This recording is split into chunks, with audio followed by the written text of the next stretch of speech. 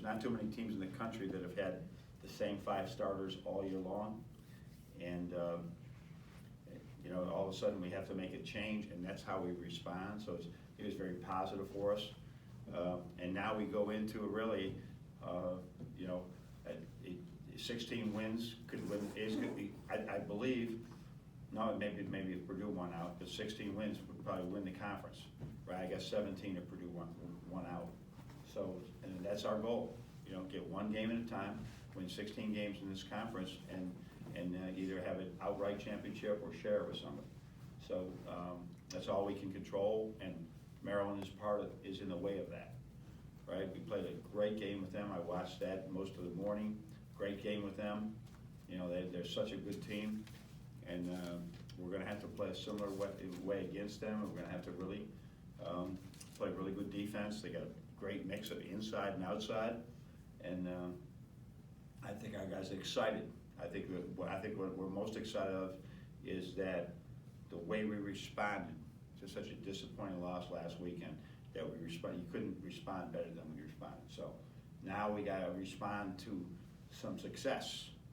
And when we won at Minnesota, we didn't respond as well from success. Now we won, winning last night, right, against Nebraska, right? Now we got to respond the right way. There's still some edge and some understanding of what it takes to win at this level. All right. Last night, Isaiah Livers making his first start of the season, you know, got a double-double. What did you see from him last night? Yeah, I sense excitement in him, really. I just watching him get ready, you know, I mean, he's been a 4-man. He's always wanted to play a 3-man, and we're trying to work him into that position. And so he just, well, now I'm the only guy they got. This is going to be really good. This is the only guy I got that coach is probably going to use there. I'm going to get a major run, and I'm ready. And so for him to get the rebounds that he's getting, that wasn't something he did a lot of in the past. I love one time we threw it into the post to him. He showed great pace and just great technique and throwing little jump hooks, something we've been working on personally with him. And so there was just a great feeling that, all right, we're down 1 man, but the guy we're replacing with is pretty good. Andrew? As far as the atmospheres and the sold-out crowds this season, you've talked a lot about it up Yeah, there. yeah. Other than winning, is there anything else you've done over your 12 years here to increase that, to get people in the seats and then? No, if you win, they will come. I do think that just this whole change that we've had here, from whether it was the lighting, whether it was the restrooms, whether it was the concessions that we walked into 12 years ago, is much different.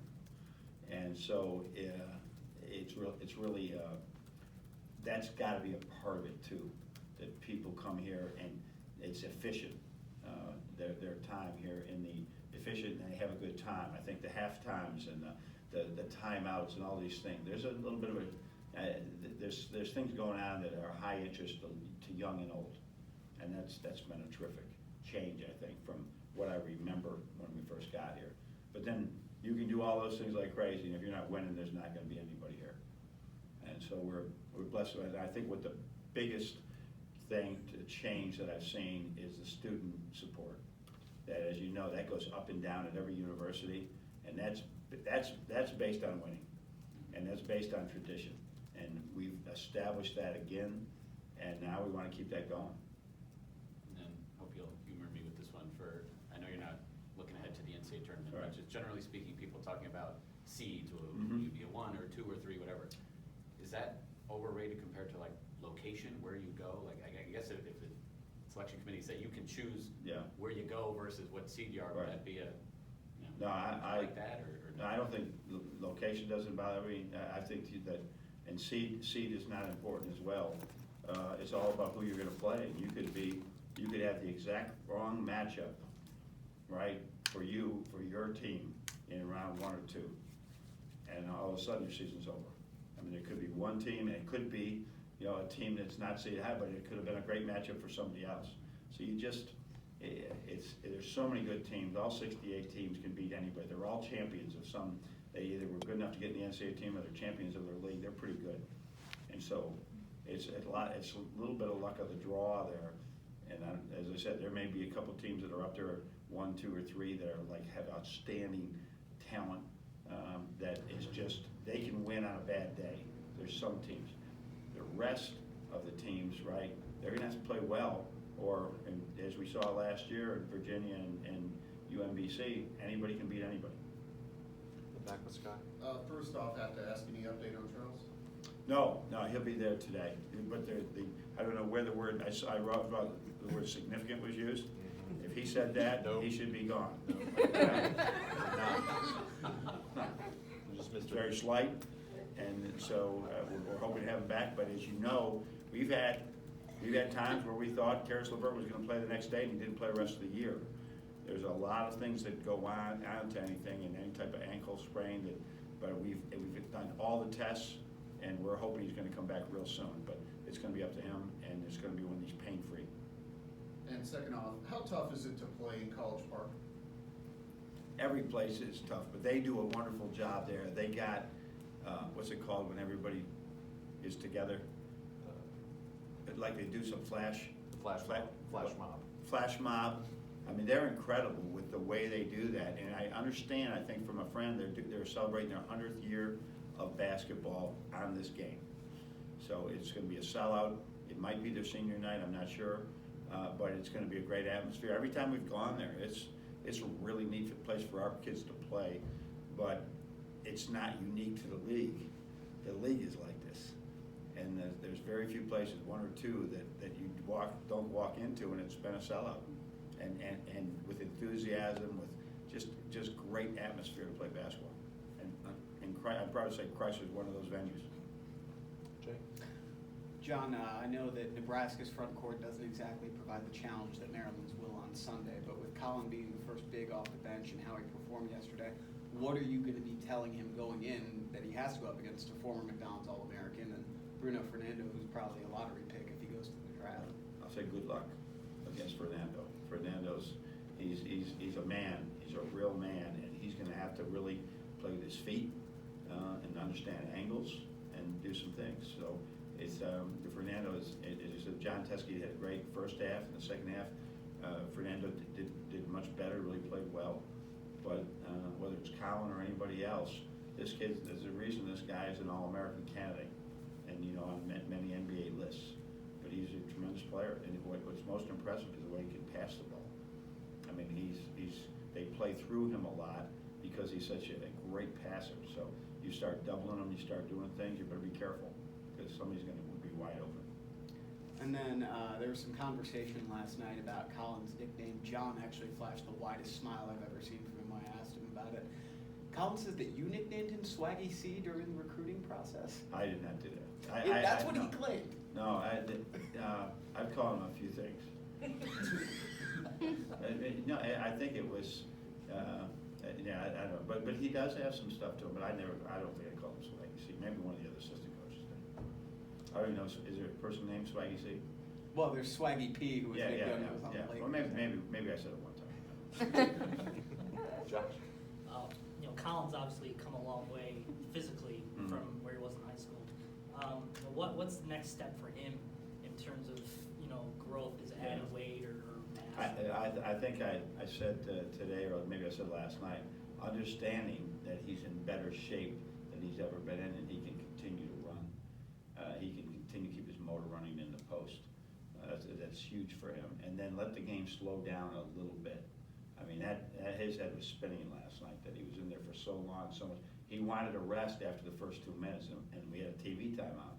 And I said, no, there's no rest right now. We're having a TV timeout. There's your rest. John needs his rest. And so that's what I think he's got to understand, and he'll have a few today. We're going to be so little with our starters. He's going to have a full workout again today.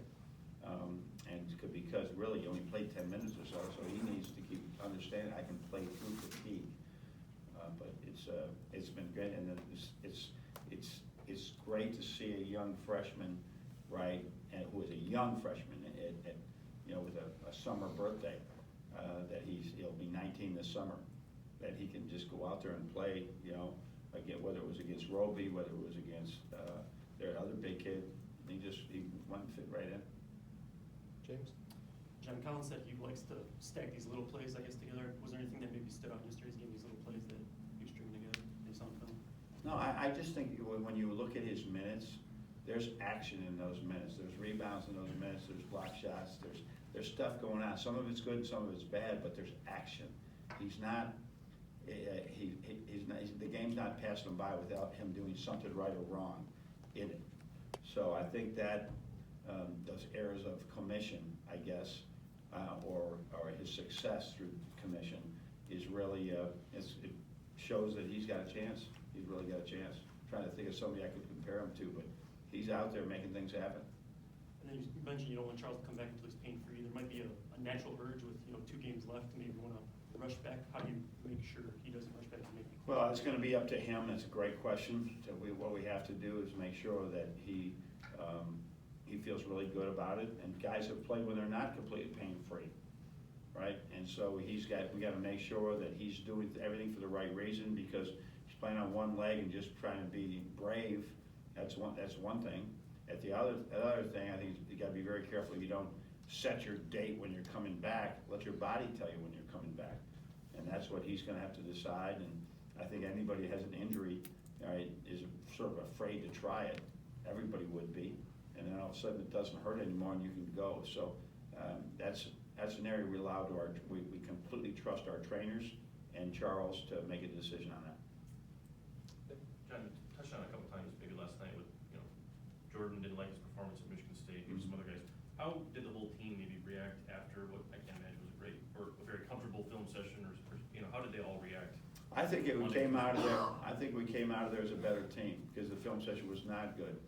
You mentioned Jordan last night. There was a couple other players that really did not, especially defensively. And I said, we scored 70 points. Now, we weren't great in those 70 points. We had some bad shots. We did some things. But we gave up 77, and some of them were so easy.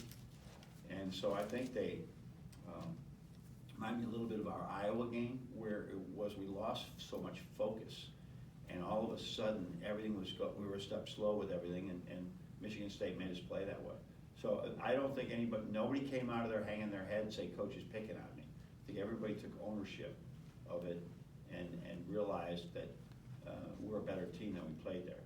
But they also realized Michigan State's really good. We talk a lot about habits, breaking habits. Yeah. Guys have put, is something like that more conducive to breaking some of those, One of those 2-hour film sessions? Yeah, we hope so, that it really hits home. When you lose to your in-state rival and you lose that way at home, I think it really hits home. I certainly hope it did, right? And the coaches should feel the exact same way. What could we have done better? But and the bottom line is, there's a reason why Michigan State's got 24 wins and they're in first place in this league. They're pretty good too. And some days you're not going to have good days, and they're going to have good days. And let's see what happens these next week or so as they play, we play. James? I guess just going back to the home games, were there any maybe environments that maybe gave you chills, maybe stood out to you this season? Oh, I think there was moments in our Purdue game and our North Carolina game in the first semester that were, I was I shouldn't say I was surprised. It was just, I was so pleased that we were so efficient in both offense and defense at the same time, and that we were so connected. And there was a couple of plays in both those games. For some reason, North Carolina standing out where we had some steals, and of course it's a big ESPN 9 p.m. game, and you really felt the crowd, you felt the atmosphere.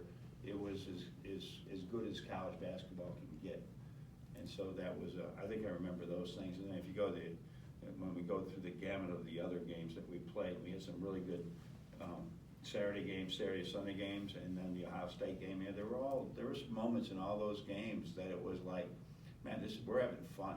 Our fans are having fun. So this is great. Coach, I think that's going to be it.